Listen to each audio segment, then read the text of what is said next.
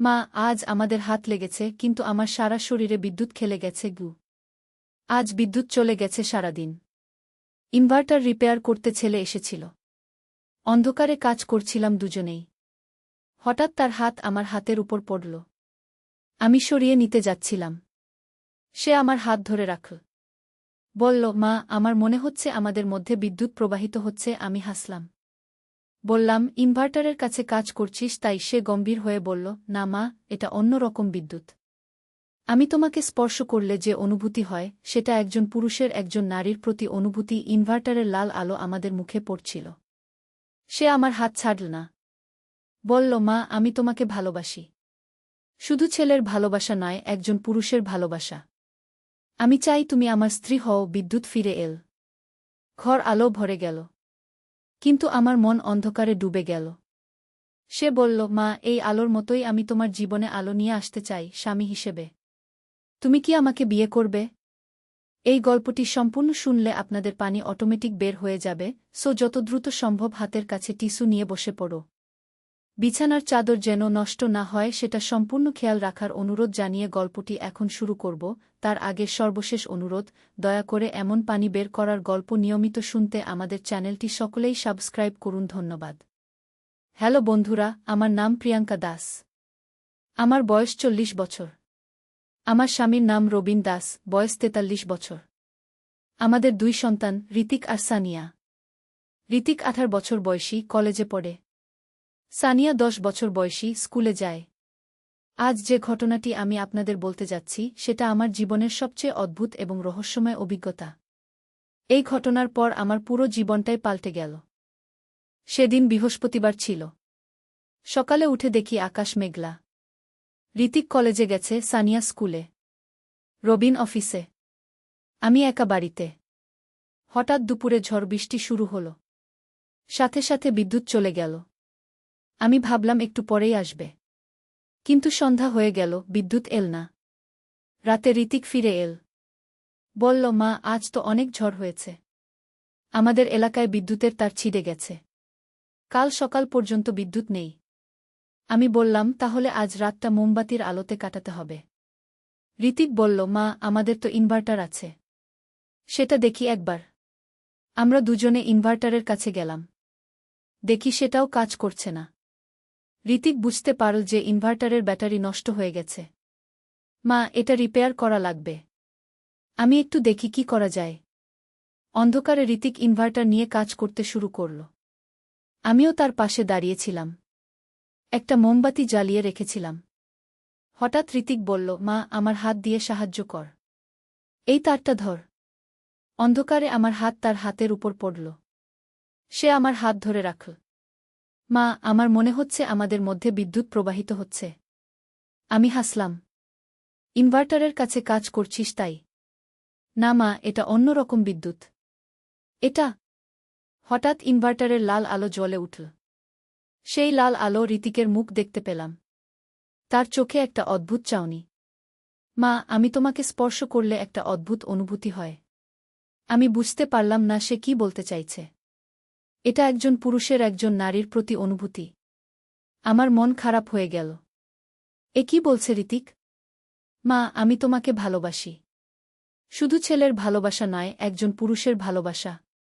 আমি তার হাত ছাড়িয়ে নিতে চেষ্টা করলাম, কিন্তু সে আমার হাত শক্ত করে ধরে রাখল।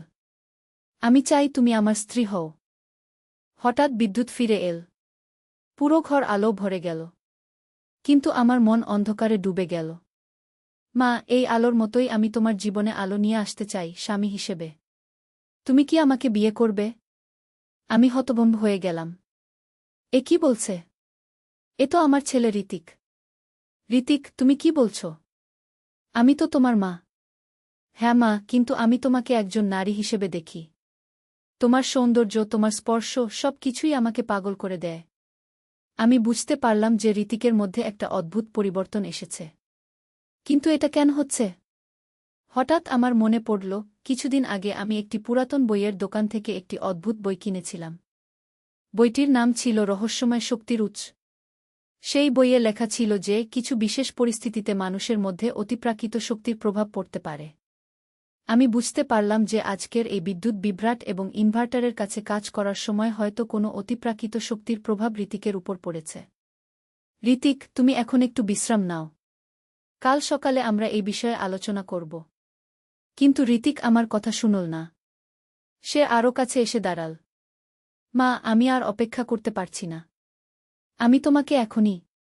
হঠাৎ দরজায় কলিং বেলের শব্দ। আমি দৌড়ে গিয়ে দরজা খুলে দেখি আমার স্বামী রবিন দাঁড়িয়ে আছে। প্রিয়াঙ্কা, আজ অফিস তাড়াতাড়ি ছুটি হয়ে গেল। বৃষ্টির কারণে। তুমি কেমন আছো? আমি স্বস্তির নিঃশ্বাস ফেললাম। রবিনের উপস্থিতি দেখে ঋতিক আবার স্বাভাবিক হয়ে গেল। বাবা, তুমি এসে গেছ? আমি ইনভার্টার ঠিক করছিলাম। রবিন বলল, বাহ, তুমি তো বেশ কাজের ছেলে। দেখি কতটা করতে পেরেছ। আমি লক্ষ্য করলাম যে রবিনের সামনে ঋতিক একদম স্বাভাবিক ব্যবহার করছে। মনে হচ্ছে আগের সেই অদ্ভুত আচরণের কিছুই আর নেই। রাতে খাবার খেতে বসলাম আমরা তিনজনে। সানিয়া বান্ধবীর বাড়িতে গিয়েছিল, রাত্রে ওখানেই থাকবে বলে জানিয়ে দিয়েছিল। খাবার সময় ঋতিক খুবই স্বাভাবিক ছিল। আমি ভাবলাম হয়তো আমার ভুল হয়েছে। হয়তো আজকের ঘটনাটা আমার কল্পনা। কিন্তু আমার ভুল ভেঙে গেল রাতে। রাত প্রায় 12টার দিকে আমি ঘুম থেকে উঠে পানি খেতে রান্নাঘরে গেলাম। দেখি ঋতিক সেখানে দাঁড়িয়ে আছে। ঋতিক, তুমি এখনো জেগে আছো? সে আমার দিকে ঘুরে তাকাল। আবার সেই অদ্ভুত চাউনি তার চোখে। মা, আমি তোমার জন্য অপেক্ষা করছিলাম। কি বিষয়? আজ বিকেলে আমি যা বলেছিলাম, তুমি কি সেটা ভেবে দেখেছ?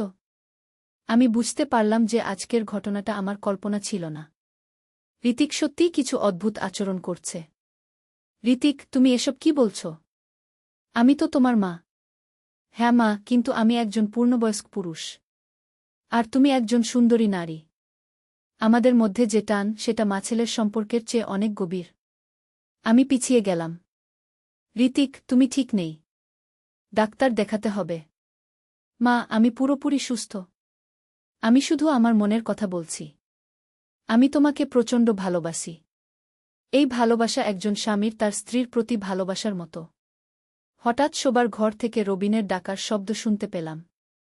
প্রিয়াঙ্কা, তুমি কোথায়?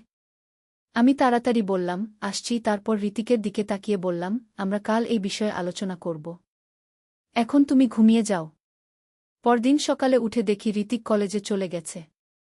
আমি একটু স্বস্তি পেলাম। দুপুরে রবিন অফিস থেকে ফোন করল। প্রিয়াঙ্কা, আজ আমাকে একটা জরুরি মিটিংয়ে যেতে হবে ঢাকার বাইরে। আজ রাতে ফিরতে পারব না। কাল সকালে ফিরব। আমার মন খারাপ হয়ে গেল। আজ রাতে আবার ঋতিকের সাথে একা থাকতে হবে। সন্ধ্যায় ঋতিক কলেজ থেকে ফিরল। সানিয়া এখনও বান্ধবীর বাড়িতে।